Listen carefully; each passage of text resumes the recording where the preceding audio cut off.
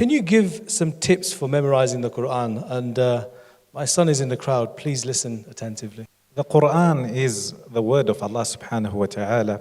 A person's got to realize that in order for you to hold the word of Allah subhanahu wa ta'ala, the miracle that was given to Rasulullah sallallahu alayhi wasallam and to this ummah, again, you yourself have got to work on your relationship with the Creator. Do you think that a person who's constantly involved in sin and that which displeases Allah subhanahu wa ta'ala, do you think that memorizing the Quran will be made easy for him? It may not.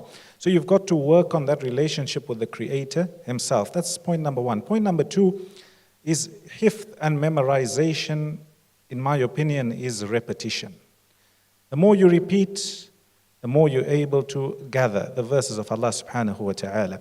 And sometimes we hear of people, or we think when somebody tells us, repeat the verse 10 times, 20 times, 30 times, we think it's too much. And there's those who repeat 300 and 400 and 1,000 times. Trust me, it's not a lot. It's not a lot. Hifth, after you've developed your relationship with Allah subhanahu wa ta'ala, is repetition. And you constantly repeat. And don't think that it's too much to repeat. Also, what's important to mention is holding or maintaining what you've memorized. At times, a person may be made to forget due to, some of the scholars mention, sin, or at times it's human nature.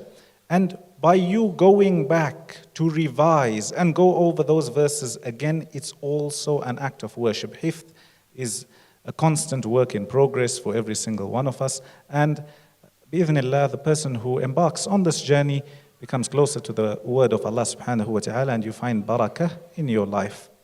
So, Allah subhanahu wa ta'ala grant us all the ability to be huffaz and to practice upon what we memorize. At times, people may have memorized the Quran, however, they don't know or they're unable to extract one lesson from what they've memorized.